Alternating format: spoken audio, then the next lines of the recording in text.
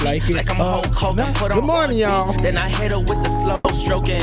Ooh. Then I told her she could hop on it, pop on. Yeah, I Brother Chuck Diesel, what's going on, Brother Chuck Diesel? On and on, Sage Dragon. Good morning, y'all. Had to shout out my moderators, man. They hard working over there, man. And shout out to everybody that's on Twitch, Twitter, YouTube, wherever you streaming from, Facebook, all those good places. Good morning, y'all. Grab your tea, your coffee, whatever you need. The Dixon show is starting up next. Stay tuned. Yeah. Double B's on me, yeah. Double C's on the donut. Double D's dunking, no. Going nuts. Good morning, Mama and Daddy. Good morning. Love you. Who is he? ISO. Who is he? ISO. Pop on. Yeah, I get my bop on. If she wanna give me neck, gotta keep the top on. But she got the top off while I got topped off. She was taking too long. Now I'm finna nod off. So I get my bop on. Yeah, I get my bop on. If she needs some good, tell her she can hop on. She know I'm the top dog. I know she a hot one. Balenci's on the feet. And you know I got the socks on. Yeah, I get my bop on. Yeah, I get my bop on. If she needs some good, tell her she can hop on. She know I'm the top dog. I know she a hot one. Balenci's on the feet. And you know I got the socks on. Yeah.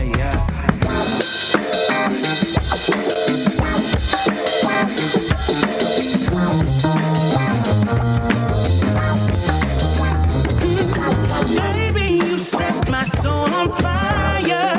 Hey. Every morning and every evening. Ooh. And maybe I can't get any higher. Good morning, y'all. Good morning. Make sure that y'all stay tuned, man. We got more coming up next. Good morning, everybody. Making you move, it sure looks good. Playing it cool like you know you should. Gonna smile, that's one of a kind. And I can't get you off my mind. I'm running too hot, I need to cool me down. I'm flying so high, I don't see the ground. I'm running too hot, I need to cool me down. I'm flying so high, I don't see the ground.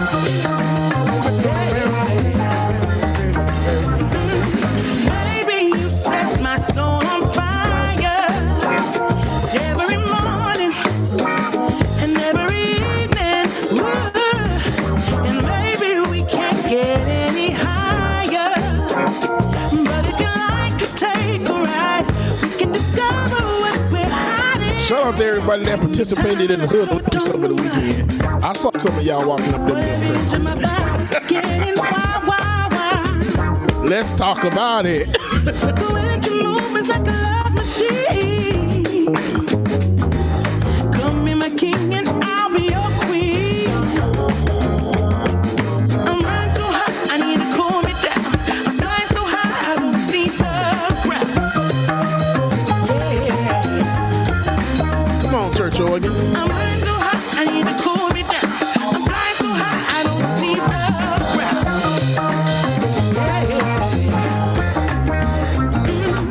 Baby, you set my soul on fire. Every morning and every evening. Ooh. And maybe we can't get any higher.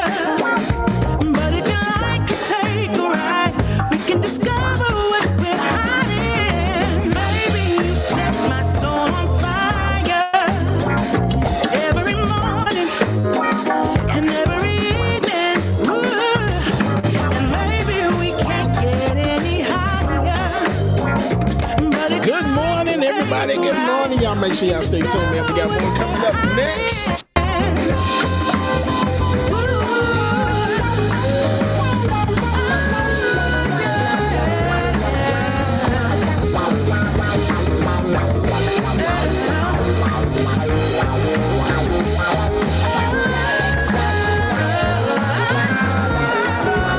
Baby, you set my soul on fire.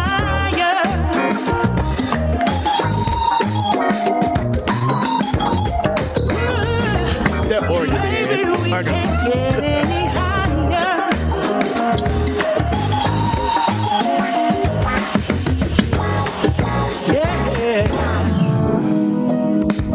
Yeah, that is a jam right there, y'all. Y'all make sure y'all stay tuned. We got more coming up next. And the song Y'all stay cool. Come find me in the night. We both know when it's right. All right, y'all. Welcome back to the Scream, brother from another mother, Benjamin Dixon, brother Carl Mack. I think myself.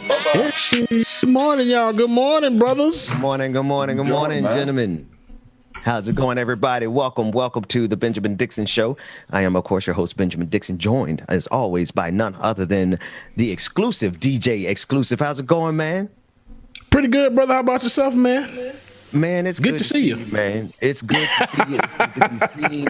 Brother, like the two of us, the three of us, all of us, last week was something like Hell Week, wasn't it? I mean, yeah, it was Hell Week.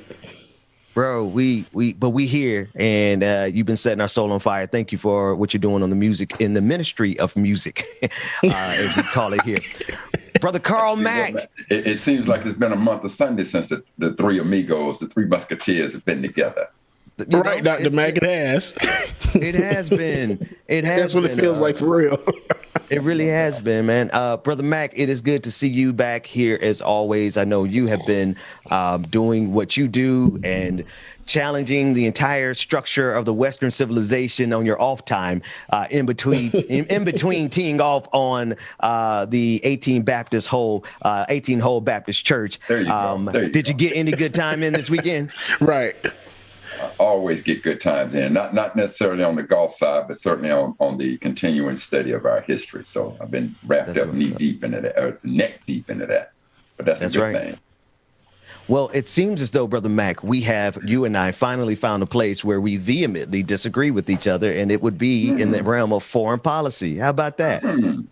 Let's talk about it, my brother. Let's talk about that. Let's talk about it. Do you want to start?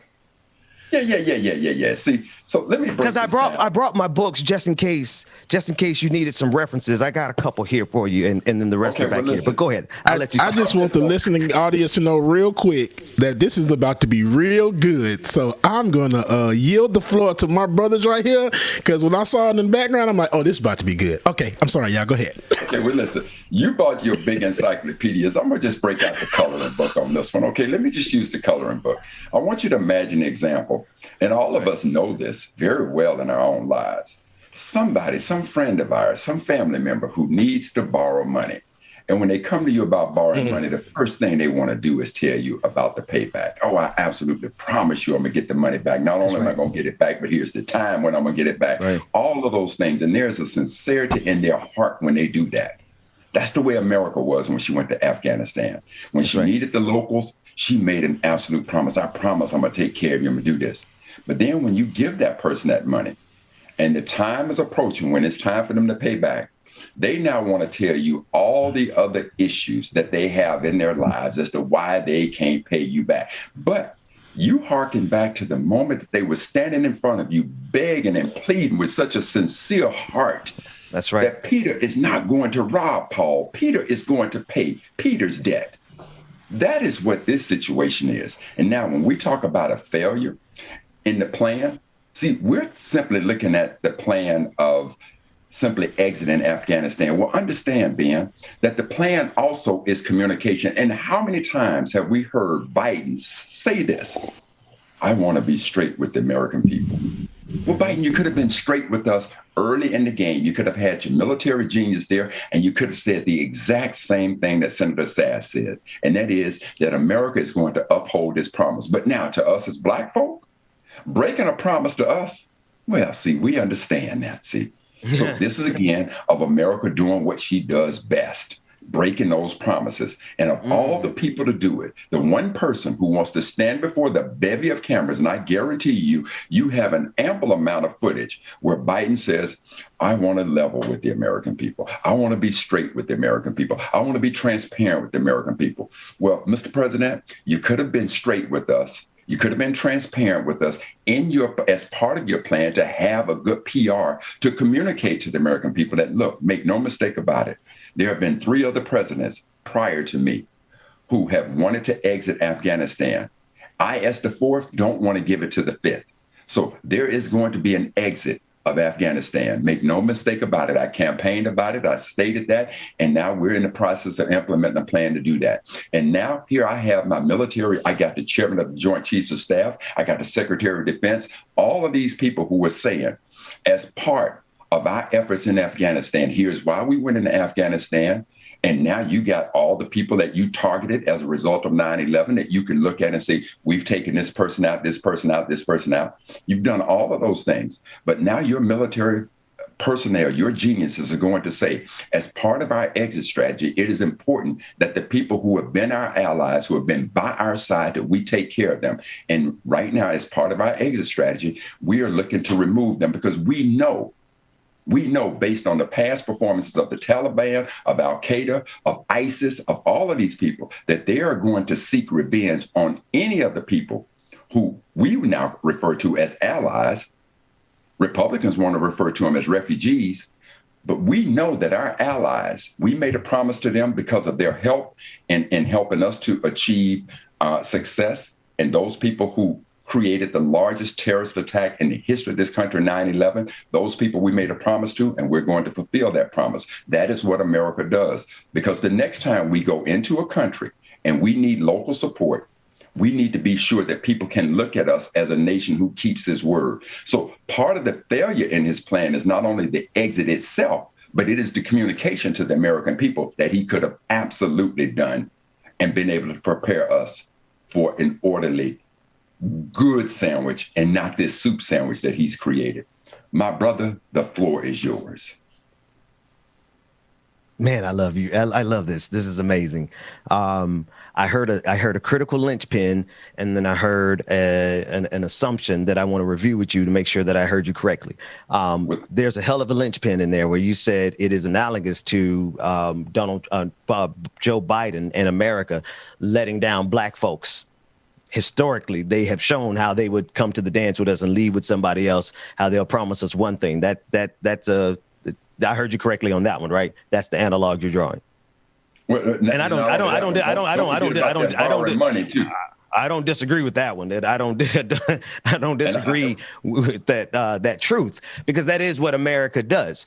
But then on the other side of the equation, I heard an assumption that I want to discuss with you.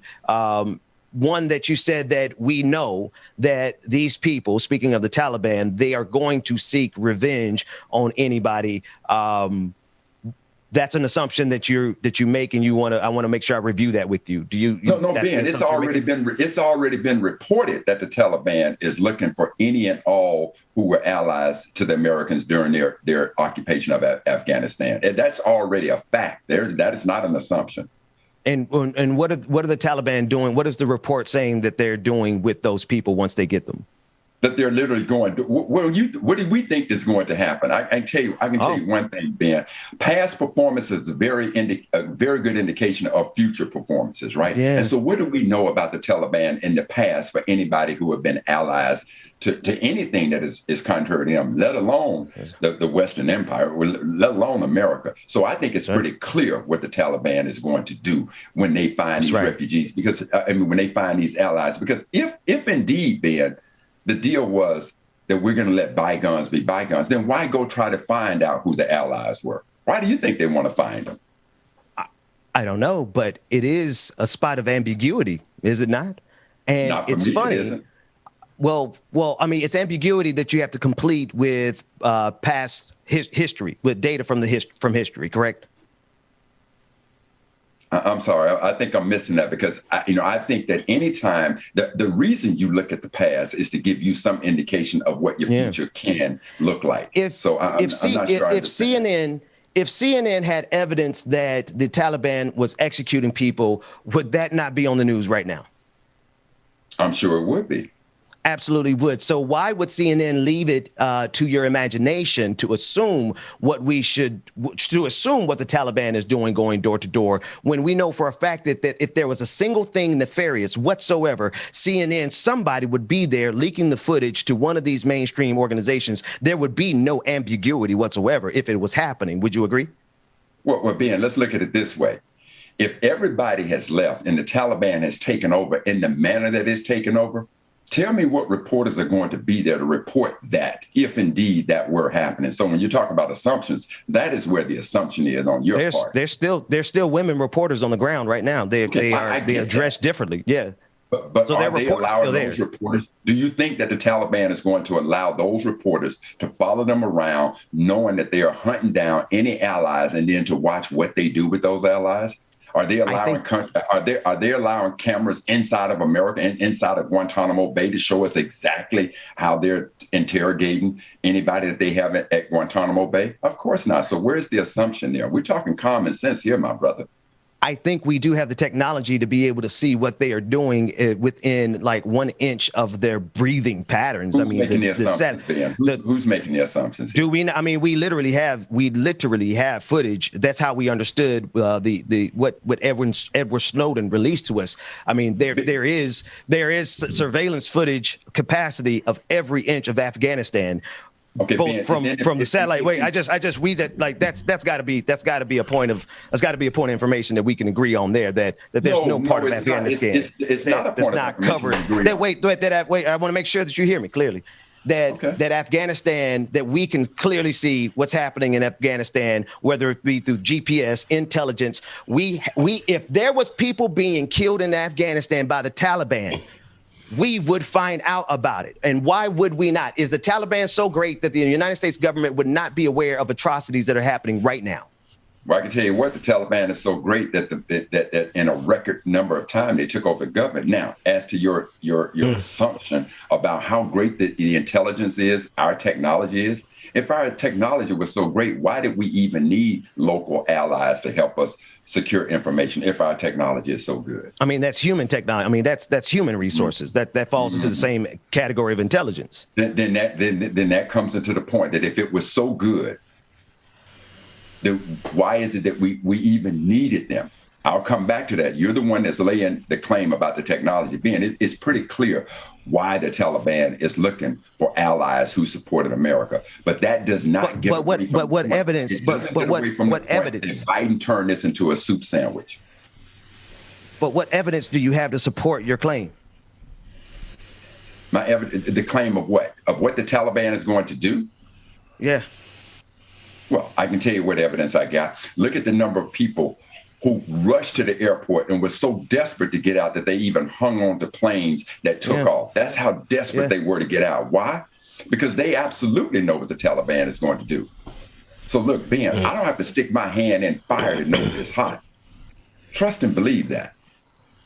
So all I would ask then is that within any other case that I know you, Professor, is that you require receipts and a trail of evidence. And so I would offer to you that if there was a single drop of blood that was capturable by any level of intelligence, and we all agreed that the United States has whatever intelligence assets it needed there, and the media is still there, journalists are still there on the ground. If there was one beheading, if there was one execution, one point blank assassination, it would be hit cover to cover on CNN, MSNBC right now today. And so my question is if there is ambiguity, would you at least agree that what the Taliban is doing with those people door to door without evidence, neither one of us have evidence that there is at least acknowledgement that there's ambiguity. We don't know what they are doing. Fair enough. So then how is it that we claim the one narrative that benefits the people who have the most vested interest in remaining there? The $2 trillion that was spent in this war came back to Virginia, to the defense contractors there. And where do they spend that surplus? With commercials on CNN, MSNBC, Fox News, and every other major mainstream media outlet. Every other commercial is Northrop Grumman, but whatever the hell they are, Boeing. It's all of the defense contractors. And so, of course, Jake Tapper, in all of his sincerity, making it seem like he's so worried about the people. I'm sure he is worried about his assets there, but I guarantee you he would need no ambiguity whatsoever if he had a single drop of evidence that the Taliban was doing something nefarious. See, Ben, let me say this to you, brother. Let me just go back to the streets. See, just in our culture, in our community, if there was one word, and you can go into multiple communities, right? You go inside the Italian mafia, they call it a rat. You come into our community, they call it snitching, right? We all know what happens to rats. We all know what happens to those who snitch. That's it's right. just common sense to understand what an organization like the Taliban, ISIS, Al Qaeda, what they're going to do to anybody who aided America. I don't understand your premise, because you're drawing this premise as though the Taliban is not going to touch anybody or do anything nefarious. Because I think anybody because they have a vested interest. They have a vested interest in not doing that. They have something bigger than revenge on their horizon, and that is the recognition of being a legitimate government. That is the temptation that Joe Biden has put on the table for the Taliban, and he has said as much in the news. He said, if the Taliban wants to be recognized as a legitimate government, and let me tell you, the most important thing that any of these dictators, any of these authoritarian and would-be dictators, any of these demagogues, what they want more than anything else is for their regime to be recognized as the legitimate government in their region, and that is what Joe Biden has said on 60 Minutes, or one of these. So let me say this to you. Let me say this to you. In an engineering standpoint, when you're dealing with mathematical formulas, all you have to do is prove one time that the formula doesn't work and the formula is no good. It's no longer considered law. So when you talk about these I dig it. Leaderships wanting to be established as legitimate leaderships, well, let's go to North Korea. How many times did Lil Kim say, I'm not going to shoot up no more rockets? Huh? How many times did he say it and turn right around and did exactly what his past has shown that he was going to do? So if you're trying to make the assertion that somehow the Taliban wants to be legitimate and it's just going to let bygones be bygones and we don't need to worry about those allies who have aided America, I tell you what, my brother, given that I don't have the receipts of what they're going to do, but I got a very good indication that based on their past performances and the past performances of just common sense of what happens to snitches, what happens to rats, what happened to what bad actors have a tendency to do to go back, trust and believe. We'll be sitting here analyzing this conversation again. Should America default on its responsibility to the men and women who risk their lives to give us the information and leave them behind? We'll find out exactly what happened there. Who won the war is a question I'd like to ask the audience and everybody. And Brother Mac, who won this war with Afghanistan, the Taliban or the United States of America? Well, to me, and again, let's assume this, that my initial entry into Afghanistan is based on the fact that I want to get the masterminds of 9/11. And let's say that Al Qaeda, Osama bin Laden, and that crew were part of the mastermind of 9/11. If my intent was that I will scour the earth to find them and seek retribution on the terrorist attack that they committed on American soil, if that was my goal, and I went in there and I got those masterminds, that's who I went after. I didn't go after the whole thing. If my intent was to go there and spend whatever it took to get the masterminds of 9/11. Now, if I put up a chart of what information I had that says, here is the leaders of Al Qaeda, here are the people who plotted 9/11. And if on that chart, I put an X behind every one of them to say that we got every one of those people. Yes, sir. If that's what I did, then I would consider myself victorious in what I did. We're out of time, but I still want to ask the question: who won? Who? What is CNN? What is Jake? Everybody is saying the narrative that we lost. I mean, it's okay. I mean, we lost Vietnam. We can say that we lost Afghanistan, right? It's a soup sandwich, right? It's a soup sandwich, so it's safe to say we lost. Ben, I'm not saying it because of this. Well, if you allow, only because we're out of time, and Rebecca is going to be here in a minute, and we haven't seen our sister in a week, so we're going to have to finish this another time. But it has been robust, to say the least. I do want to ask the question: if it is us that we lost, then how is it that we have the expectation that we could accept the terms of our surrender? How is it that we, as the United States of America, who is tucking tail and leaving because we should never have went in the first place, feel that we have the unmitigated gall to dictate to the people who won the war how we should leave? We better be glad they let us get out of here in the manner that they are dictating, because we lost. If we lost. Now, if we're going to say we didn't lose, if we're going to say we didn't lose, that's a whole different conversation. But how can the United States of America dictate to the people who won? Would the United States of America allow anybody to dictate to us, a loser of a war, how they're going to proceed? Then let me simply say this. The point where you and I will not agree on this is because we cannot agree on a definition of what is, quote, winning. So I'm not one to say at this point that I can answer because I'm not clear of what your definition of winning is. I mean, that's actually to be fair to you, that was a tangent. But to the main point before we go to break, to the main point the main point that you were making before this was the question of whether there was any strategy here or whether or not Joe Biden completely fudged this. And I would offer to you still a sandwich. Right. Well, I will offer to you this. A regime that has the ability to be recognized as a legitimate government over their entire nation is more apt to play ball and do whatever the United States is going to say we need to do. And that's including accepting the narrative that is in the media right now.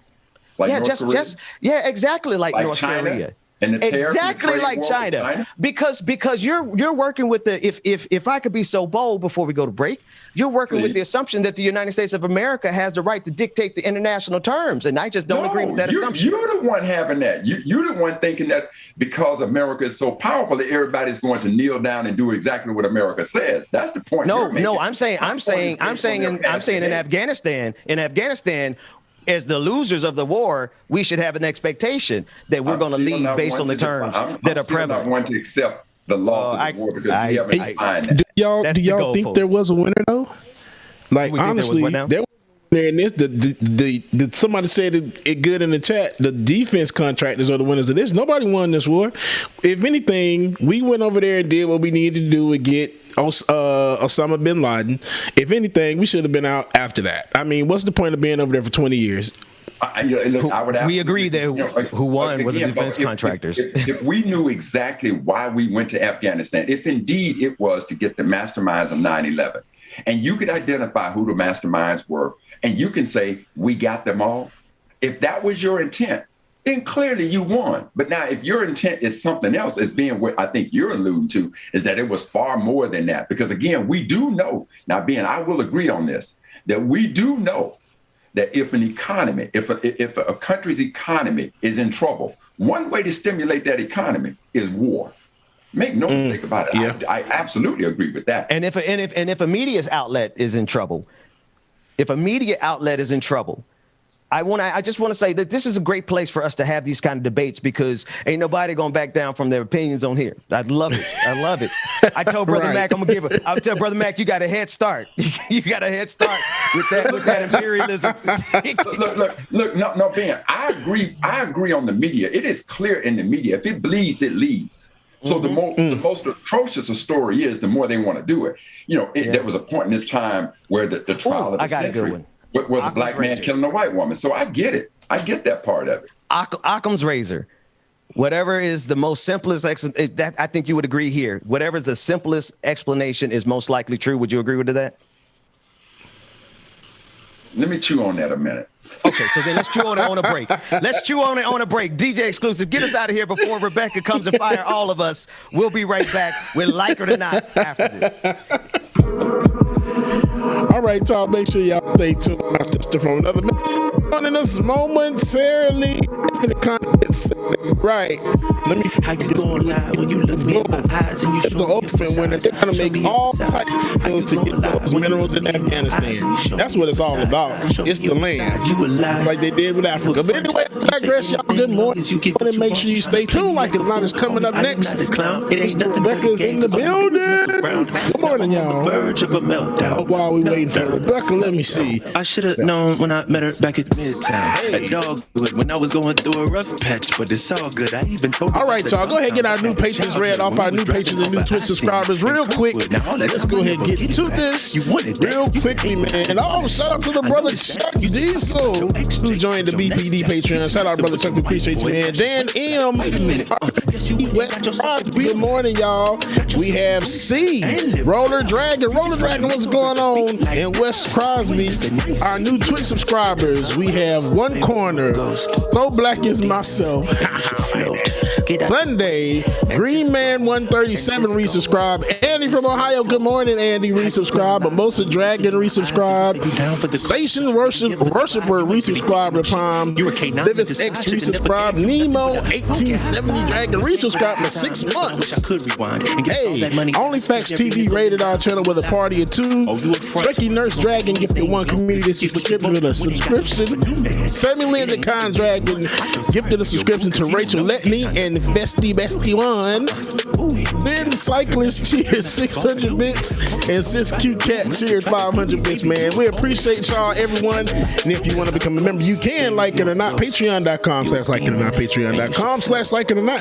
Make sure you get over there if you have not and join and do what you need to do. I think we need a little jam this morning, so let me see something.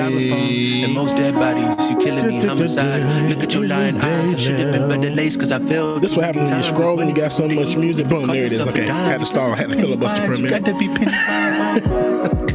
Good morning again, everybody. Shout out to everybody that's in the chat room. Sylvia, good morning. Brother Chuck Diesel, see you, man. Good morning, everybody. Good morning, good morning. Mom and Daddy, I saw you down there as well, too. Good morning, y'all. Ghost, you a demon. Here's the jam for the day. Boom, let's get it. I could really use a change of scenery.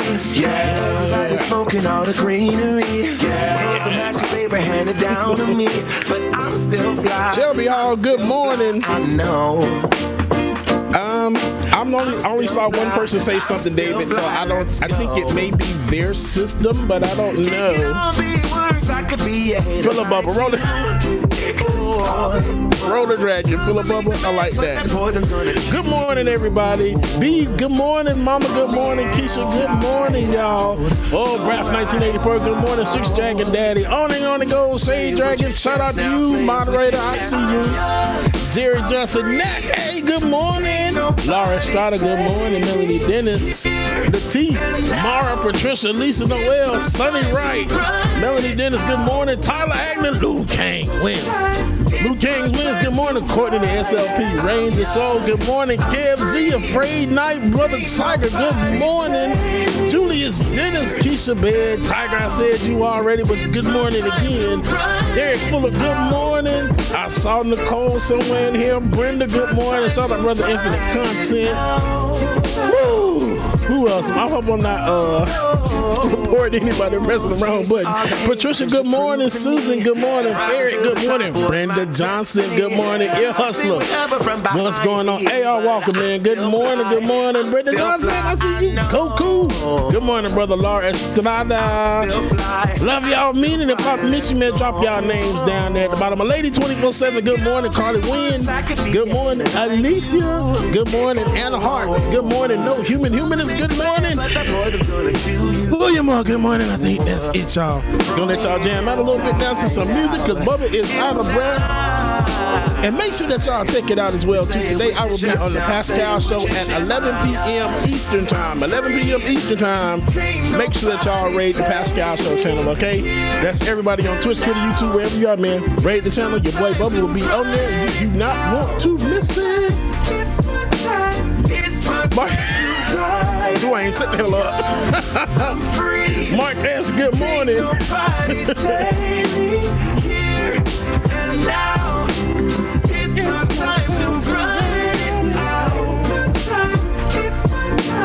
It's my time to ride it now.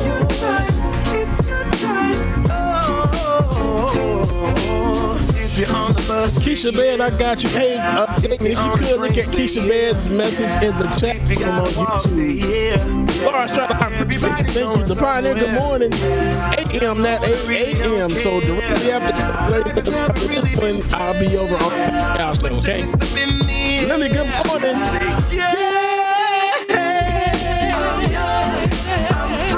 What are you doing at church? Brother Latif, good morning. And now it's my time to ride out.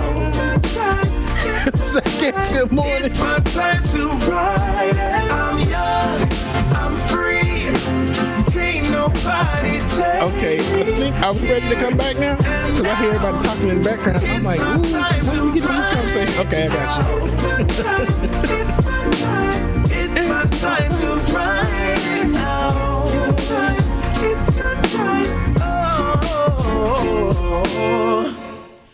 Okay. All right, so it is time, but before we do that, let me do one thing real quick. Again, I'm filibustering some more. Here we go. Filibustering. This is all basically filibustering is right here, y'all. That's all they do. All right. What kind of shoes do ninjas wear? Sneakers. Like it or not, it's going down. Roll that intro, Dwayne. Like it or not, with Benjamin Dixon starts now.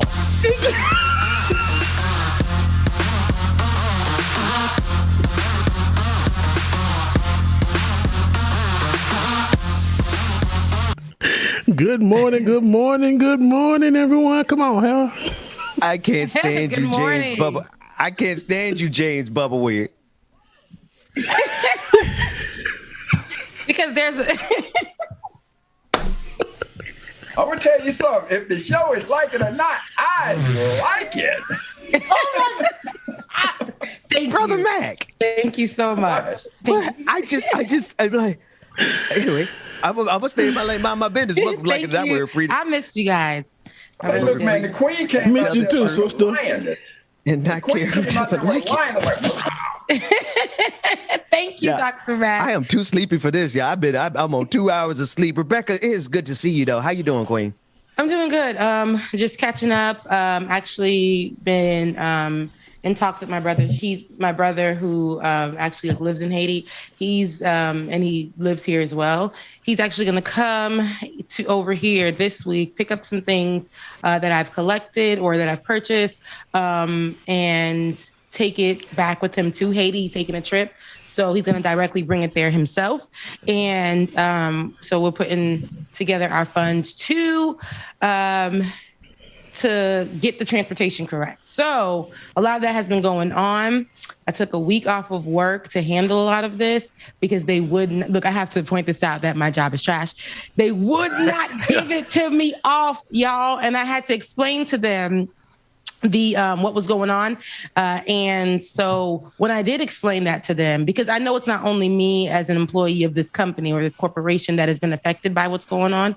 So because this is a worldwide corporation. So I know a lot of people have been affected by what's going on in the world, period, all over the world, because there's a lot happening, not only in Haiti, but a lot happening as we see what's happening in Afghanistan. We just see that people, this the whole world is going through. A lot of times, this has probably been our everyday lives, and we never had a way of seeing what the world is going through and actually having a heart to say this is terrible. And America, has been behind a lot of the pain in some of these countries. But anyways, I say this to say, like my corporation, I had to call HR and all this other stuff. When I call HR, y'all, they were like, okay, this is what you're gonna do. You're gonna use the word inclement weather. And I said, even though it's not something that's affecting me, I had to be clear because when you're talking to HR, you got to be real clear with the words. So I said that, and then I called my manager, and I was like, well, they said for you to use inclement weather, and if you have any questions, to contact them. She was like, no, I'm gonna use your vacation time, and that's it. So, and you're already running out of that. What kind of secret code y'all got transmitting?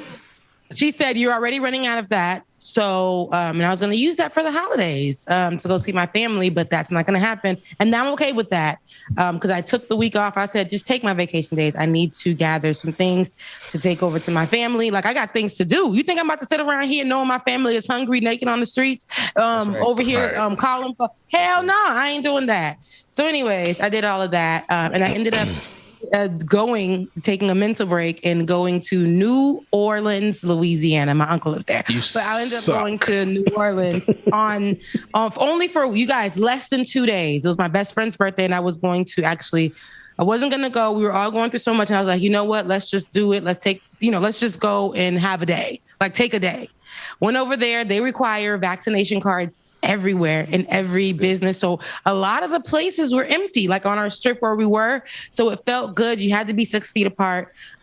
Weed is actually decriminalized there to a certain extent. So they had like a weed store, not that I was there, but they had like a weed store. And then they had like people can drink in the streets.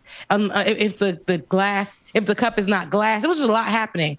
So we went to the strip and we thought we were going to just walk in and have a nice little, right before we walked right into Bourbon Street.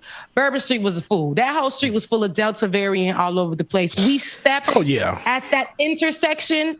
We literally did a backup, went to go find another intersection that was empty, hauled behind in an Uber, and was like, take us back to where we just came from. Because it was unacceptable. And it's because the city's going to shut down this week. So everybody called their friends, their mamas, and everybody to go and hang out on Bourbon Street. And that place was undescribably packed. And all I could think about is 6 people are walking through this group right now. Last week. Go ahead, James. I was about to say last week it was like that too. They have this big event called the Red Dress Run that they do.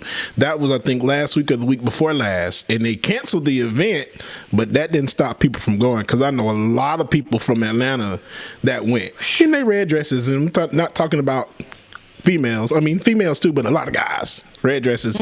And they were all out there on Bourbon Street drinking.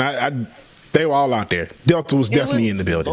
It was a fool, y'all, from the top to the bottom. I said, no. Everywhere I looked, I felt like I was getting like, as soon as we made it back to the hotel, let me tell you, we was okay with eating the cold pizza that we had left. Because we was like, not tonight. It was too much happening.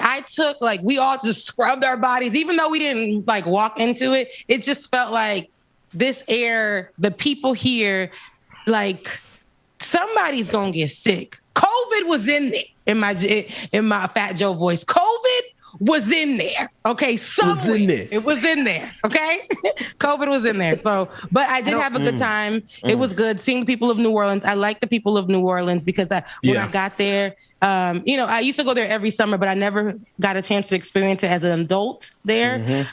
So going there and getting to experience, it's a big difference. And just getting to talk to people though. It was like people, they understood when I said Haiti or something. They understood.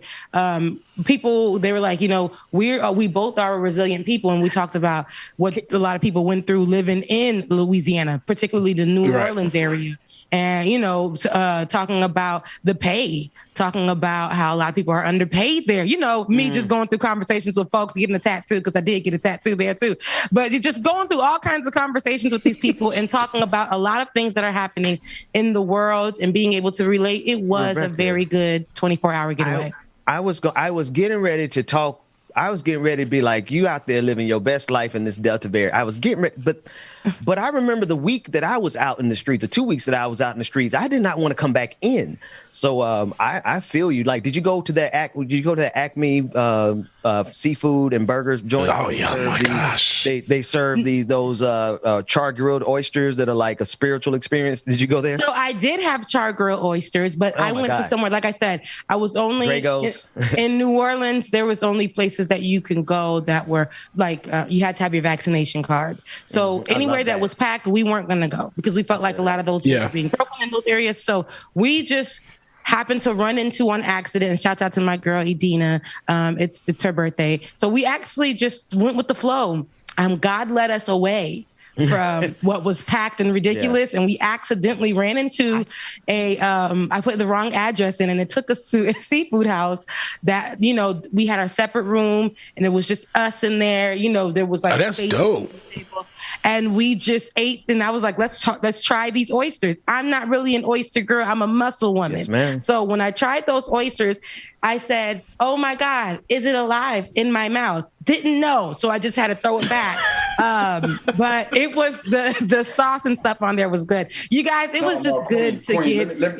Queen, let me explain something about that oyster. That was that aphrodisiac part working on you. And that somebody was trying to help me understand. I knew it. I said, oh, I don't this wouldn't. This were they the char grill? Were they the char grill though? They were the char grill, but they were yeah. No, I don't know if that was. Is it Drago's? I forget the name of that other restaurant in New Orleans, but definitely Acme with the char grilled oysters. It's the place to be. I just don't believe how many people are so comfortable in, like you said. So nobody was on Yao Street, but everybody was on Bourbon Street. So we didn't do, but we went to we were in the city area, downtown area, but when you went towards the Strip, and we thought we were just going towards the Strip, like, you know, people need their vaccination cards, but on that Bourbon Street, people were drunk. It was just not for me. I'm not there anymore in my life. Yeah. Yes, I will always. I'm going to dance when we go out. I'm going to go to vaccinated places. I'm going to quarantine when I come back. I'm going to do all that. Yeah. But when I looked at what I saw outside the door, this is what I used to do when I was in college, right? Go out and shout out to Fan because it is, you know, it's amazing. But go out there and just be tucked in into like this massive group of people drunk and just be out there. And I'm like, ew, they're sweaty. I had on high heels. And you know, it's been a whole panoramic. So these ankles haven't been adjusting to the heels so well. Okay. So I had but so many blocks to walk. Usually I'm good with it, but I had but so many blocks to walk. Street. I was not about to fight through those people in my heels and then getting touched. Oh my God. No, it wasn't happening. It wasn't happening. Queen, let me ask this question. Were most of the people on Bourbon Street, could you give us a demographics, white, black, what that was there? So the people who were at the top on some of the buildings were majority the white ones throwing beads down. Right? Because they had to be there for like vacation or with their, you know, whatever. And the ones walking the Strip were like locals, regulars, like, man, I'm about to just go get me a drink, bruh. I'm about to, they literally like that. A drunken girl almost fell over into my direction. And she was like, my bad, girl. I'm like, where are your friends? And this is me. Where are her friends? Is she here with anyone? And they're just looking like it is normal. It is whatever. People were just out there holding snakes, putting their arms around people. This guy pulled up and was like, we're in a car, but the place was blocked. How'd the car get into that street? I couldn't tell you. He says, how y'all got, where y'all sexy girls going? Because all I see is legs. And I was like, and then he's like, what did he say? He said, every time I come from Atlanta and I go on vacation, I come back on probation. What does that mean? I don't know. Then he tried to speed off and almost ran into another parked car. It was just a lot.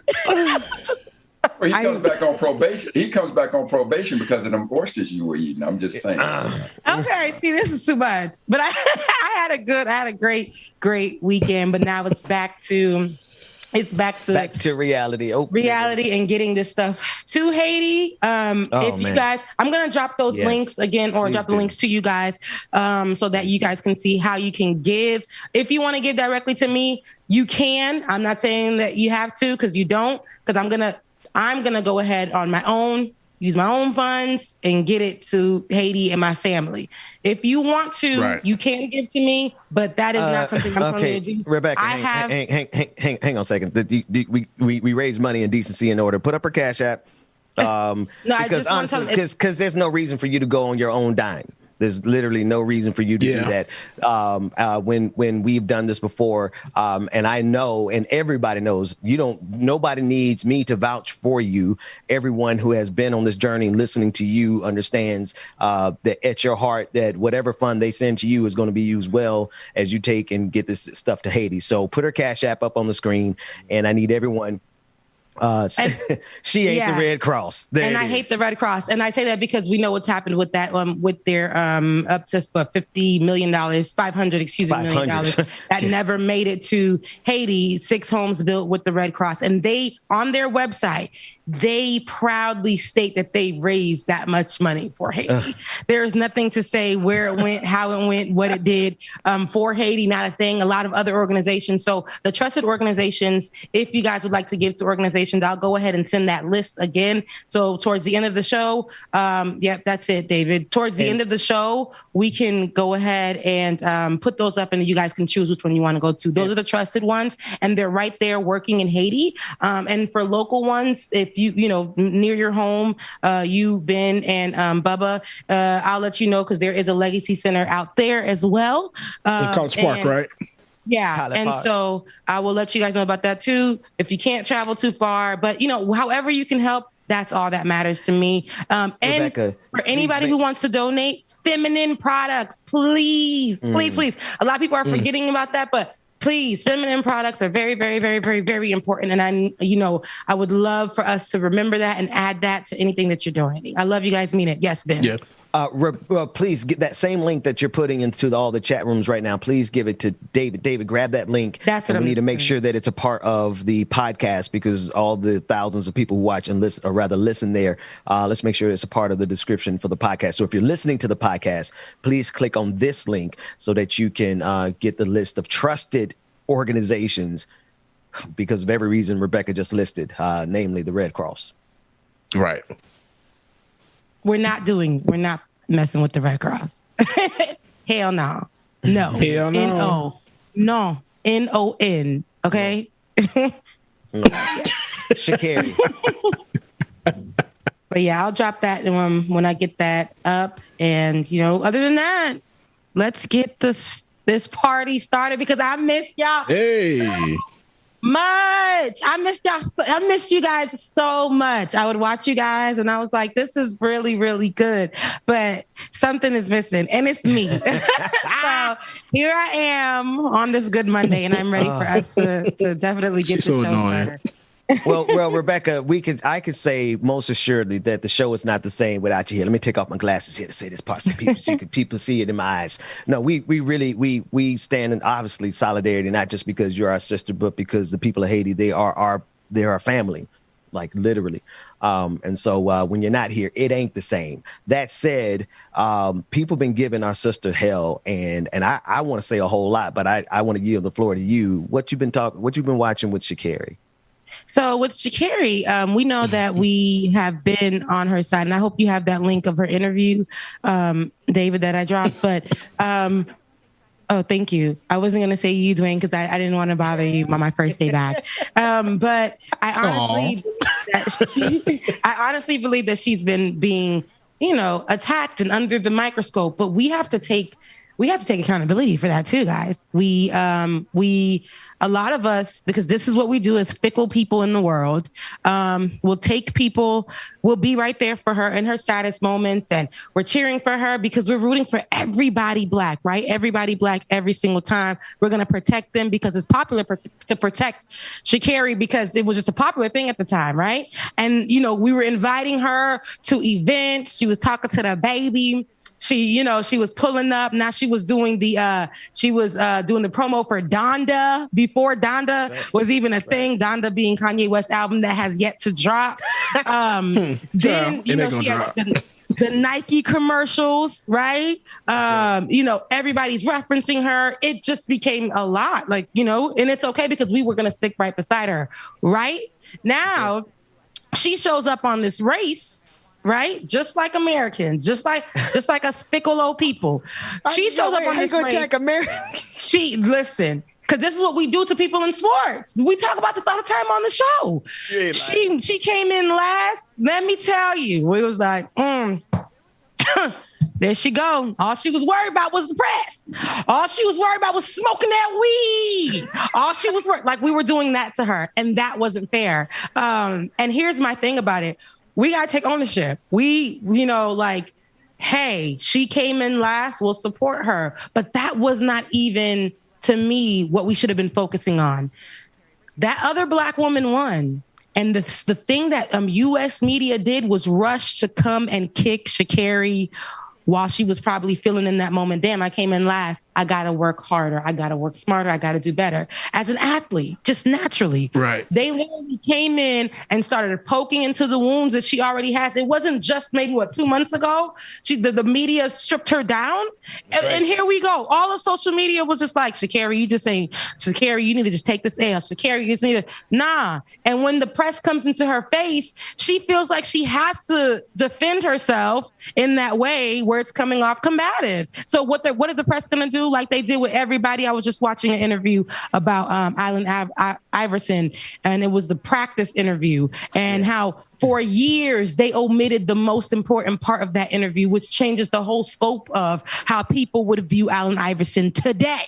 And that was the fact that he was going through so much at that time. And he was trying to explain to them how he doesn't like the way the media be on him, trying to create a story for him. How would they feel if they were in his shoes for a minute? His daughter looking at him crazy because the kids in school are talking about him. And his friend just died and he has to play a game and he lost, and all of it is on his shoulders. This is exactly what our athletes are feeling. And we weren't there for her on the other day. And we should have really focused on, coming behind these women, celebrating the woman who won, because she's a Black woman too, celebrating the woman who won and saying they all can do it. They all have an opportunity. We're gonna lose some. We're gonna win some.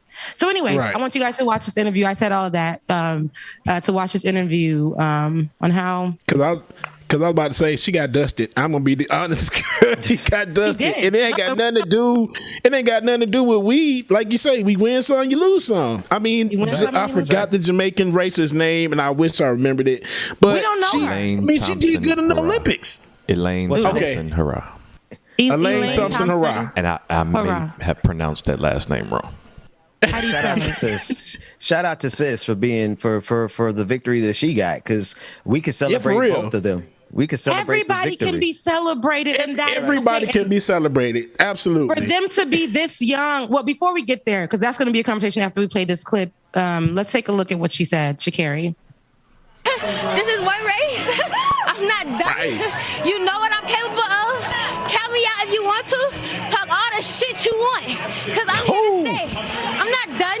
I'm the 6th fastest woman in this game ever, and can't nobody ever take that from me.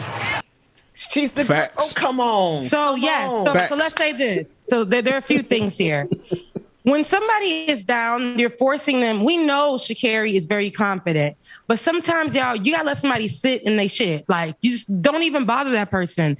Let them sit. A lot of people have taken losses. We gotta be okay with losing sometimes, because losing will definitely gives us the encouragement, if we love that thing that we do, to get back up and keep it going, right? But it's like they're pressuring her to constantly be okay. She's probably not okay after that loss. She's probably humiliated after that loss. Why come in her face and that be the first thing that you ask her? Because you knew she came in last, because it makes for good media. But in this time, I think a lot of times, not only the fans, but even us as journalists, we do not own these athletes either. We don't. We complain about our hours at work and this and that, just like Allen Iverson said. And just like Sha'Carri said, because they both said the same thing in 2 different lifetimes. I'm human too. Both of them said that. If you go back to that interview of Allen Iverson with the practice interview, it's actually going viral again right now. You'll see that he says that exact same thing. Sha'Carri said that after her when she got disqualified for smoking weed. I'm human too. How many times do we got to say we human? Why do y'all got to keep coming in our face? Why do y'all need the great sound bites when we're down in this particular moment? Let's normalize all of these athletes just walking away and saying, no, I don't feel like talking right now. What happened to her? Because she said that she was smoking weed for a reason. Her mom had passed. Her mother had passed. Her biological mother had passed. From media. Yeah. Like right after the race. Do we expect this young sister to have successfully recovered from the trauma of losing her mother in just months after? Can any reasonable adult human expect this sister to be okay? Hell no. But at the end of the day, what it comes down to is a lot of these sports ball watchers, like a lot of these sports ball watchers, they think that they own these players. No, she's not going to be okay. But running probably 9 times out of 10, more than likely, running is something that's going to take her mind off of it and have her focus and give her something else to think about besides being focused on losing the death of her mom. I know her grandmother raised her, but her and her mom had just started getting back close, if I'm not mistaken. And they just started getting back in each other's lives. So once again, here comes the media effing stuff up. Always. Controlling. And the way they went at that sister after that race this over the weekend, it's like why didn't y'all go talk to the first place winner, the person that won the race? Instead, you go talk to Sha'Carri because all this extra stuff that's going on. It's BS. That was my argument the whole time. I get it. Sha'Carri is a topic, but I feel like as media is starting to progress, there are things that we don't always have to stand by, and we can go with our own integrity as journalists. There's no more having to force yourself to get the story, go home at night and know that you got awarded while you stepped on somebody while they were down. That's not what we're doing. Okay. Right. So the woman who did win, I would have loved. Elaine, you said Thompson, hurrah. Yes. I would have loved to actually hear her say, and maybe if they started with her, how good sportsmanship looks like. Sha'Carri lost, but this is one girl that the world has been talking about. She's fast. She's great. Can't wait to see her in the next race or something that's, coming up. I'm sure that next year, I'm pretty sure that could have been the conversation. But the way that the media moves, especially because two Black girls can never be at the top at the same time. They can't. No, they can never be at the top at the same time, because if we have a Black woman in the world that's dominating a particular part of sports, she has to be confident and she has to be placing the other person down, and the other person has to be. They create that environment like it's a damn Black reality show, Real Housewives of freaking love and hip hop of sports of the Olympics. Yeah. So. And if you roll that other the B-roll, the other footage from her interview, you'll see. I keep forgetting her name, Elaine. Mm-hmm. Yeah, Elaine. Okay, you'll see Elaine even walk past, and even still, the interviewer didn't say, okay, like you would rather go to the person that won. I mean, I just don't get it. I don't understand it. But listen, Bubba. Here's the reason. First of all, we're all naive, and if we don't believe that there's two edges to the sword known as media. There's that edge that props you up and gives you that, and then there's that edge that'll cut you. Absolutely. To think that it is not a story that one of the fastest women in the world ran last, to think that that's not a story, that's a bit naive on all of our part to say that that's not a story. So clearly, if I'm a member of the press and I'm watching a woman who I know, of all the women in the world, she is one of the fastest, if not the fastest. And to say that she finished last, and I don't want to know how she finished last, clearly that's a story. So, what was the question? I'm curious. What was the question that the journalist asked her here? Because she still got adrenaline pumping through. She fresh off the course. I think that's she was the question very could have been as simple as what happened. It could have been that simple. But I think that's what it was, Dr. Mack. Yeah, it could be that simple of a question. And again, part of it is this: we learn more from our mistakes than we do our successes.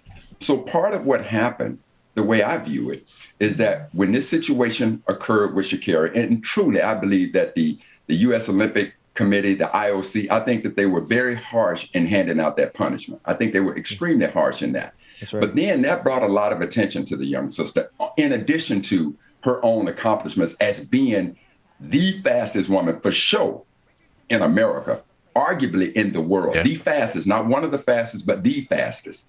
And so now if all of a sudden this celebrity comes in, you have to think about, when you're talking about something as sensitive as the 100 meters or when you're at the top of your game, it's not that there aren't a lot of fast women. So when you're at the top of your game, fractions of a second mean everything.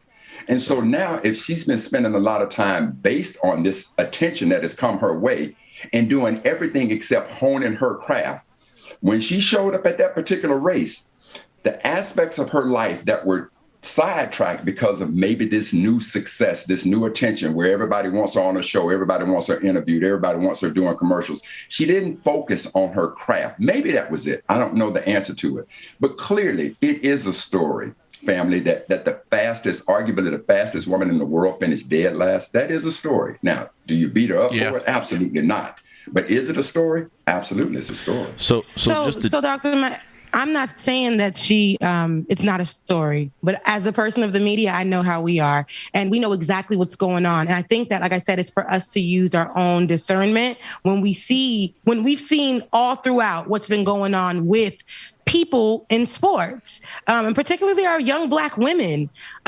What we've been doing as press has been attacking. It doesn't matter in how we say it or how we ask it. We know in that particular moment what we're looking for, what we're trying to gain. And as the fastest woman in the world, what we saw, we know, we've heard, we said, even what she said in that particular interview, we've heard her say before. And that particular moment, it wasn't even a time for her to just walk away, deal with it, or celebrate what we know happened.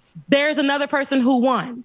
Somebody else won this race. That's right. And what we did in American media was go for something that was negative. Like I said, in today's media, this ain't back in the day. Now, back in the day, as a journalist, what I was taught to do was go straight to Sha'Carri, get the negative point of view, or start just hear what she's having to say and hurt her, because it makes for a good soundbite. But today, when we're talking about how this affects our sport, the people, our athletes, or anybody who's been affected by a certain story that's happening right now, mental health, how that plays a role, how our questions or us talking to this person, now that's part of the study. My studies from when I first got into journalism to most recently, it's been different. We talk about that now. That's an aspect that you learn in school now, right? You know better, do better. It's like we know better. There are ways that we can go around this. What's the important part of the story? And I know that Sha'Carri being in this race and making it last, that is a story. But there's a way. There's always an angle to a story. There's ways around how we can focus on this. The true story here was that somebody came in first. Somebody did come in first, and we should have went with that first. Now we're over here having her do 6 jobs. You can tell the adrenaline is pumping, the anxiety is there, the fear, the sadness of coming in last, the embarrassment. All of that is going through this particular moment, and then they know they saw the winners walking in. So now that not only does it make for a good soundbite, it's good footage. It's good footage that everybody on social media went with. And in today's age of social media, what happens? They are all dragging it. They're posting that particular portion. So when Sha'Carri goes home, it's not only what the interviewer said. If you think the interviewer wasn't and the videographer wasn't focused on those girls walking in as she was saying what she was saying, because in this day and age, like I said, of social media, they cut that piece. And what Sha'Carri goes home to see every single day is that replaying all day, every day. And let that be the fuel. Let that be the fuel for it. But, given that you all in Atlanta, let me say this. We've seen this play out before in the media. And again, it is, to me, I would look at it as a bigger story that the fastest woman in the world finished dead last to people that normally she just absolutely blows the doors off. But now let's go back to the Super Bowl when Atlanta was playing New England. Come on. You so petty. Up by 90,000 points. You so petty. Wait. I'm not from Atlanta, so I don't know who you're talking to. Hang on. Brother Mac. They didn't go to the Patriots as the winners. They went to the losers to say, what the hell? How did y'all blow 90,000 points in 3 minutes? How did you do that? That became the story. Oh, my God. I got to tell y'all a story about that one day. Well, fine. Please do it now. But so that's that's the case with that. So that is part of the story. Now, what we got to hope is, and I love the fact that she may have been embarrassed and pissed off. Obviously, she was absolutely upset about it. So trust and believe that ability that she has to hone her craft, and she needs to understand this. Father Time is undefeated, and speed has a time limit. So while she has that God-given ability and that youth to exercise that, now it's about time to go in and hone it. But whether or not it was a story, absolutely. And again, I'll take you back to your Super Bowl. Who did the cameras go to? Did they go to Tom Brady and the New England Patriots? No, they went straight to y'all Atlanta Falcons to say, how in the hell did you do that? Can't stand you, Dr. Mac. When everybody turned the TV off at halftime saying game is over, this is a blowout.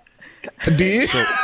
Real quick before you move on from that, before y'all move on from this, I think it's appropriate to hold the media accountable, but we also got to hold our people accountable because the media wasn't the only one shitting on her after coming in last. It was a lot of us out there dragging her, and the media wouldn't do it if it wasn't proven that these are the stories that people are going to pick up on and it's going to catch traction. So we got to hold ourselves accountable. Especially our black people. Yeah, but listen, it's the same with Simone Biles. Understand, Simone Biles was the most decorated gymnast in the world championship history, the most decorated American gymnast ever, arguably the most decorated gymnast ever. And so clearly, leading into the 2021 Olympics, everybody, self-included, is expecting her to walk away with 5-6 gold medals. The fact that what happened, it's a story. And that's the double-edged sword of the media. But they're going to go after the story. You know, being as we stated earlier, if it bleeds, it leads. If there's a devastating... That's what we used to learn. That's what we were taught in school. It's going to happen. Yeah. If it bleeds, it leads. And that ain't right. Now, I will say before we move on to the next topic, Dwayne, you are 100% right. That's why when I started this story, I said, we have to take accountability for what we did too. We're fickle as a people. We did all of that, carried her through. And then as soon as it happened, we went with how the media was portraying it. And that was, making it seem like she was a sore loser or whatever. It's ridiculous how we roll. But at the end of the day, I think we should definitely stick right beside her. But at the same time, there's another black woman. Me being a Caribbean woman, period. Seeing young black girls win and also being an American woman, seeing young black girls win, that's it. Sha'Carri is not the fastest in the world, right? But I will say she's in that number, right? She's in that number. There are women before her. And being a black woman to be in the top at all is amazing. There's room for every single one. And you believe you're the best. That's great. Now I want to see some camaraderie, because what the media is going to do is push to separate, especially black women in sports. And we can't let that happen. Well, make no mistake, that'll be a wake-up call. That certainly be a wake-up call. But Rebecca, I will say this. I did see where 2 black women were at the top of the game, and they're going to be at the top of the game for a while. If you watch that 400-meter hurdles in the Olympics, Cindy McLaughlin and Delilah Muhammad, those 2 sisters, they are so bad that it was expected that the world record was going to fall. And true to its nature, the world record failed. So those 2 sisters on top of their game and will absolutely dominate the sport. So there's room for it. But again, I think what I most love about this, and I am a huge Sha'Carri Richardson supporter, I'm also want to put fault around her handlers. Why did her handlers not understand the sensitivity of her God-given talents and the way that she's honed that talent that put her at the top of the game, and they allowed her to lose focus behind this. But trust and believe that this medicine that she took this time around, I absolutely love it. I love it from the standpoint, not the way that the media portrayed it, but the way that she digested it. Because trust and believe, that sister's going to put it together. And when she comes back, let's watch that interview when she comes back. And God, yes. Baby girl going to come back. It ain't over. Somebody said she did all of the hand gestures in that interview. In that 30-second interview, she did everything. She did. Trust and believe. She did them all. For the interview when she comes back. And she is coming back. And she's coming back, but allow her to be okay with losing. Stop trying to force her to make it such a thing where it's like, I'm the greatest in the world. I'm, the Muhammad Ali situation. We know, like right now, let that young girl have her moment. That's it. And then let the winner enjoy her moment. That's all I'm saying. Ain't no division over here. All the girls are winners. Somebody lost. That was it. But somebody won. I think that's the more important conversation. And we didn't focus on that. But I love you guys. Mean it. What else is happening in the news? We don't have to talk about that on another show because I had to play devil's advocate. I will, but that's another conversation for another show. because we're not gonna get off of that. What else is happening? Right. I mean, could I offer that? I think that in that conversation, James, is actually a whole lot more revelations. I mean, maybe we'll find them in whatever clips we have, David. But I think there's a lot of meat on this bones. So yeah, Rebecca, it's up to you. I don't feel the need to move off the topic because I don't think. I'll be honest with you. I feel like she should be able to carry that level of confidence. I remember that white man who tried to come after the Williams, the Venus girls. The number one thing I see the media doing, the number one consistent thing I see them doing with black people in general, but black women specifically, is striking at their confidence every opportunity that they get. Hell yes. So Ben, I agree with you on that, but not when it's black women against black women. That's where my problem lies. These are two sisters in a competition with other white kids and that's why we understand what that was about. When it comes to black people, we're supposed to be rooting for everybody black because we talk, right? We talk a lot. And we did that with Sha'Carri. We done pushed her, we done, gathered around her. We done said it was just a little bit of weed. She all right. We done did all of that. And as soon as she came in dead last, it was like she probably was high. She probably wasn't focused on nothing. She probably was this, fickle as Rebecca, hell. we ain't shit. We gonna build you up, but we gonna tear you down for some fact because we black. Because y'all gonna do the same thing to me. Y'all gonna build me up, but when I F up, please believe I'm gonna say, hey, you did X, Y, Z. You suck, you son of a B. But you better. Nah, but that's a problem. My point is it's black women. I have a problem as a black woman. When the media comes and we have black women winning and we have somebody losing, and instead of somebody being able to adjust that crown and say, we got this, because you could beat me in the next race, or we all good, right. Instead of talking about that. And that's where my problem lies. It wasn't like a white girl done won. It wasn't like, no. If we're going to gather around each other as black women, I hate to be in the room because I'm always the one in the room, no matter what, where they're trying to put me up against the next black journalist. That's a female because we're in the same space. They're trying to see who can have the better story and lead it better. Every single week it's a competition. I was in that space. It's not okay.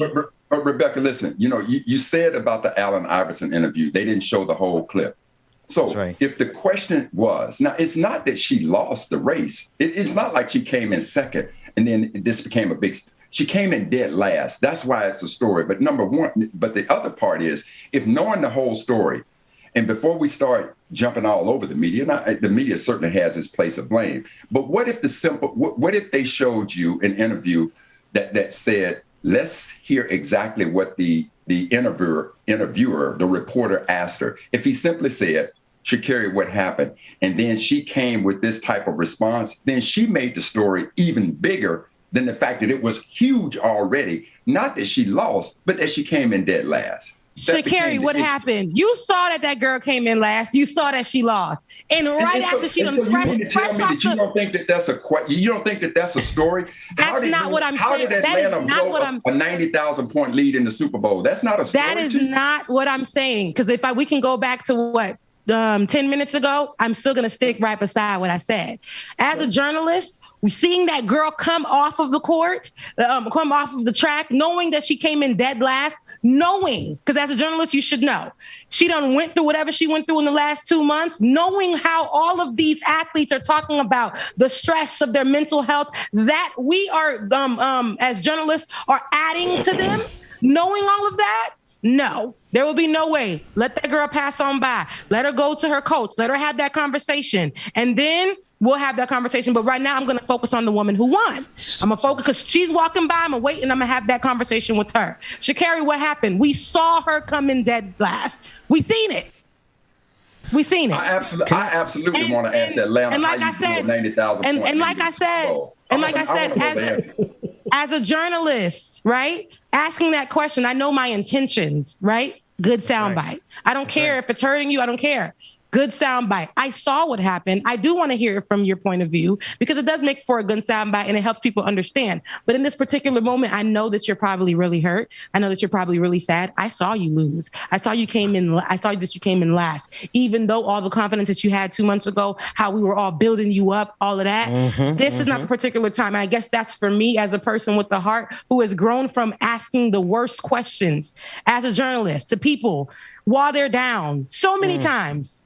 So many times. I see what Dr. Mack is saying because you got to understand. Let's take out female, male, black, white. The reporter's going to ask that same question. If somebody that has a great title, an absolute high title, they're going to ask that question, hey, what happened? Yes.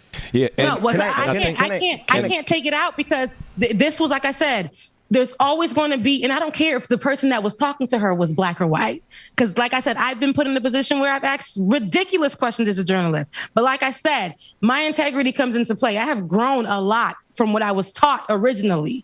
And I could be the worst asking people and beating them down in the particular moment. And I'm pretty sure Georgia could attest to this. It does make for a great soundbite. But we know, like talking to a mother whose kid just got shot 10 seconds ago, asking them for more details on how you feel in that particular moment. In the exact moment that baby is still in the street. But you can't put those two things in the same. You can't put them in the same those are point. kind of different. You can't put. It's two different aspects. I'm saying as an athlete, you are used to this. No, listen. As an athlete, you are built for this. This is what you were trained for. Here's my wrap up of all of this, and we're gonna move on because we're all gonna have separate opinions on this. I just believe how I started the story that we're fickle people and we built her up just to break her down, and that is not okay. And secondly, the media does have a way of dividing Black women, and especially with the conversation being right now very highlighted on Black women in sports and how media has really dealt with the downfall of their mental health, and how media is upset that these athletes are not taking interviews anymore because they need a breather. They need to walk away. They need to handle their losses or how they're feeling in that particular moment. That's okay. And right, so Rebecca, let me just offer one other example. One of the greatest upsets in sports was when Buster Douglas knocked out of Mike Tyson. The question wasn't to Buster Douglas, how did you win? The big story was Mike Tyson, how did you lose? Yep. How did you lose? That was the greatest aspect of the story. So that is just that is what curiosity is going to lean to. I was certainly curious about how these things happen. When Serena Williams lost to Benici in the U.S. Open, good Lord, this woman was ranked 125th. Was she even ranked? Everybody, my mom who loves Serena, we were all counting this as one of her major wins. And somehow she laid an egg. The story became. Did you know what Serena was going through? Did you know what Serena was going through? Hold on. Did you know what Serena was going through the month before, right? Absolutely. So listen. So when Sha'Carri laid out all those things that she's been going through so much, and she even said that. I done took a month off. I've been going through so much. This has been her conversation. This has been that thing. I just feel like if we already have that knowledge, stand back for a second. Stand back for a second. Now, a lot of these interviews have happened. We haven't, back in the day, especially those times, nobody has laid out what their life story was right before. Oh, this week, I done lost my grandmother. I done dealt with this. And I came into this game. Like, we find those out during probably the interview or something like that. But we've watched Sha'Carri as a young woman just break before our eyes. So I'm saying, this is where we step in as the media and choose wisely. That's just how I feel about that. We have that option now. Change is good. And I feel like if we know, and if these athletes are saying the same thing all across the board, all down the line, then change is good for that. But it's sports though. It's the younger. I'm going to say this, and I'm going to leave it alone because I know it's going to cause a lot of controversy. But the younger generation athletes, they're just not built like they were back then. If you really think about with that, they're just more vocal. I know you can't. But like I said, as a person that's watched sports a lot, it's just that's maybe what it is. I mean, the older athletes, the ones that have done this for years and years and years, they've been doing it. Yes, they have their issues and everything else, but they know when they get out there and it's about their performance and their so-called job to do, then they're going to go for it. And it won't come up until after the interview. Michael Jordan played a whole goddamn game with the flu, had the best game of his life. His father was murdered. His father was murdered. Still kept going. So it's going to. Everybody is not the, and everybody is not the same. So we can't. Yes, I understand what the conversation is about Sha'Carri, but at the end of the day, what it boils down to, she had all that going on. If she was not feeling up to it, and she shouldn't have raced. And but what it is, it's a story that, you know, can we? I want to interject. Can I say something? Can I say something? Because I've been trying to make sure everybody has a chance to flesh it out, and we're coming up to the top of the hour. So I'm going to be as brief as I can, and then let's do a reset because we still need to go to the after party, and there's still a lot of links. But I think this conversation was meaningful. So if you guys don't mind, I want to just say what I got to say really quickly, and then James, I want to toss it to you for a break before we go to the after party.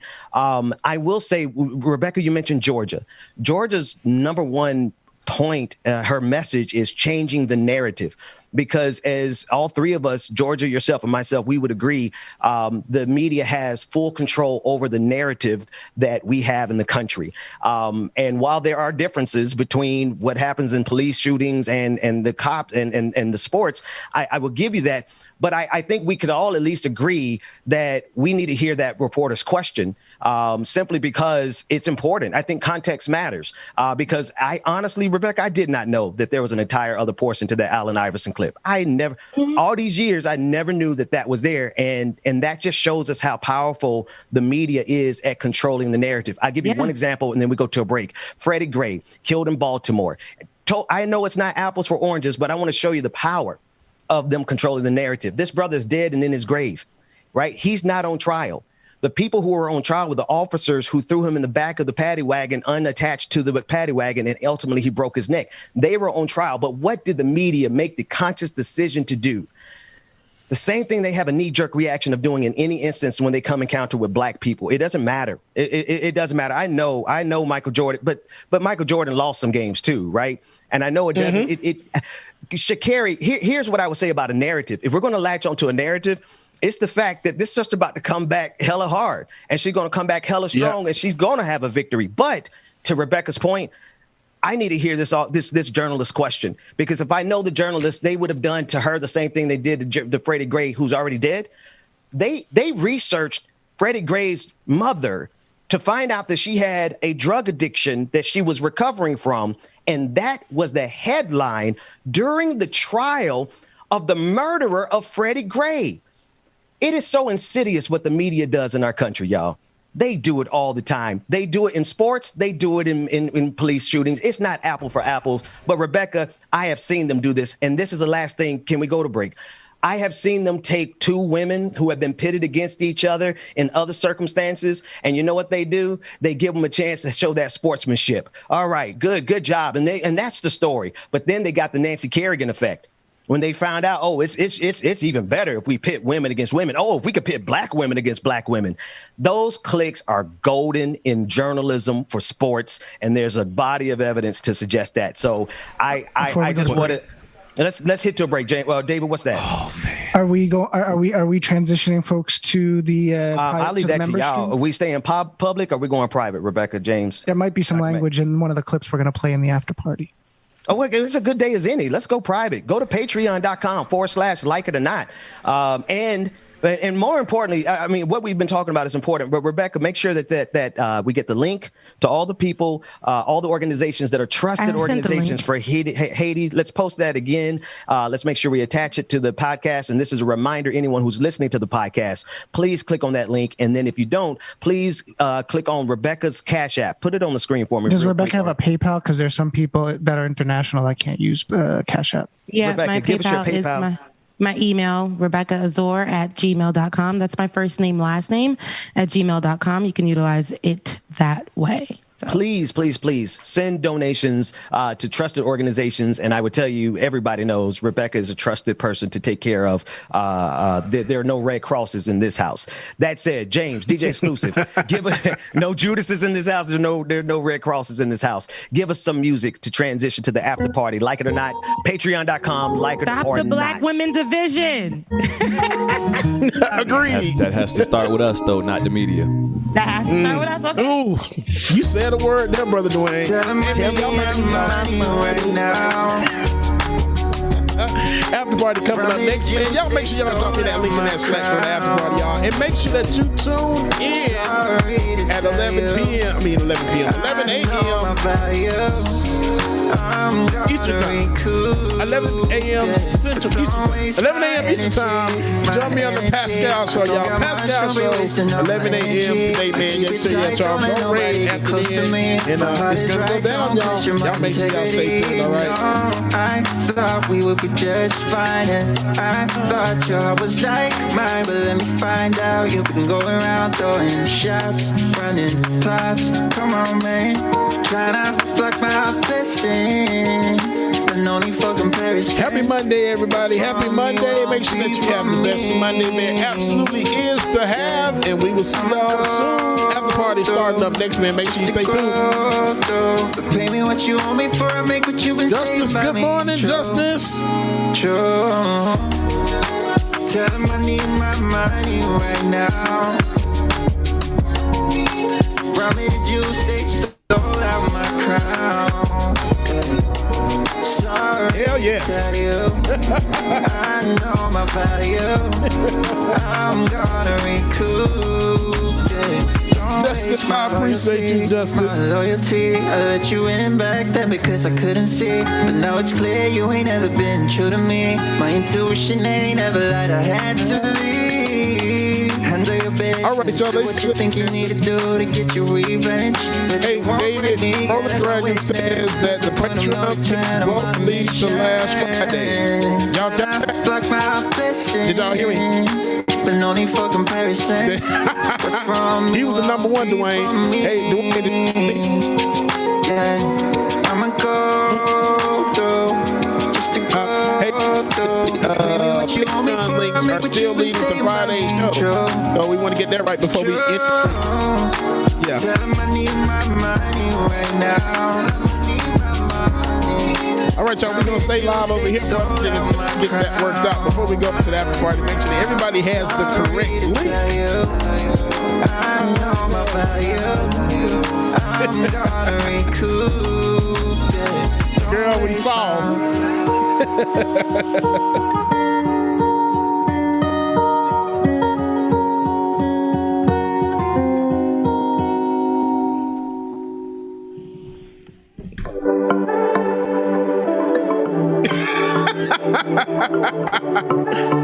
Rebecca is a trip.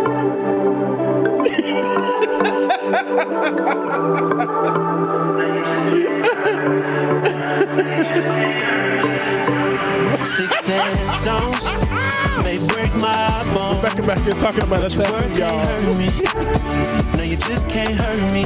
No, I ain't been right more than I've been wrong, and it still can't. All right, y'all stay live. Stay on this link for the time being until I get the okay that the after party link is working. I mean, y'all want to just can't hurt me. I think me and Pascal having a joke off today, a dad joke off. So y'all make sure y'all I got some Pascal. He think he's sick. Man, it's crazy how my brother said I got you, brother. I got you. No grain, that's when everybody tell me, man, life ain't a beach, it's a female dog. I'm staying 10 toes down, though I still might fall. Oh yeah, now I done came through, knocking pictures off your walls. Loving people who persecute you, it's still a tough life. On my path and the limp under my feet. I know my faith strong, but my flesh still kinda weak. When that victory be looking like the verge. How did Harry Potter get down the hill? Walking. Just kidding, rolling. Defeat and I feel that disrespect. Tell me turn my other cheek and say sticks and stones may break my bone, but your words can't hurt me. No, you just can't hurt me. No, all right, y'all. I ain't been right more than I've been wrong, and it still can't. Sound like Rebecca ain't ready yet? No, it just can't hurt me. No. Is Rebecca ever ready? Okay, here we go. No, you just can't. All right, y'all. Welcome back, Rebecca and Dr. Mac. No. Okay. Hey, where's Dr. Mac? He left. Okay. Oh. Okay. Cool. All right. Yeah. James. Who is that? That we just got to listen. Who? Norman saying. All right, the new link is up. What is the new link is up for the patrons? Go to patreon.com/like-it-or-not/ the BPD show and get the link to join us in the patron after party.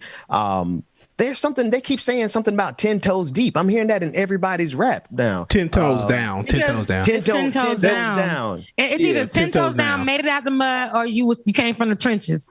Yeah, come on now, it's straight Florida. That's the new. Yeah, 10 toes down has been in a lot of people's music. Lingo song for a few years. Yeah, Migos, right?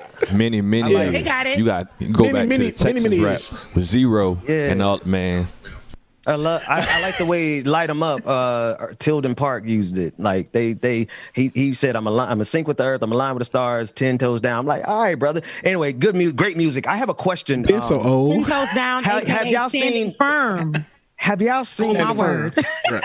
Hello, Rebecca. Have y'all seen these fools in the y'all call them the Hood Olympics. I'm calling it the Hood Darwin Awards because somebody gonna break their neck in a minute here. Somebody's already broken their neck. Has to be. I'm sure plenty of people are hurt. This is the same crate that pinched my booty cheeks in middle school. I don't like that. I don't like that. Hey man, when I tell you, we can tell people sick of being in the house. Like, first of all, where the hell they get all these damn milk crates from? Exactly. All of a sudden, they know exactly where to get it from. They're going to those warehouses and they're going in and they're grabbing those crates that have been sitting there. Nobody utilized them. So what were we using them for in middle school? I really don't. Carry all the milk. It was the milk cart. It was carry the milk cartons. All the milk was stored in the kitchen. In those small ass freaking school lunch kitchens. That's where the milk was stored. Run the B-roll so people can know what we're talking about. The Hood Olympics is like, I don't know, man. I've seen a couple where I just know the person, it was deceased after they fell down off of it. It's just something I couldn't, I don't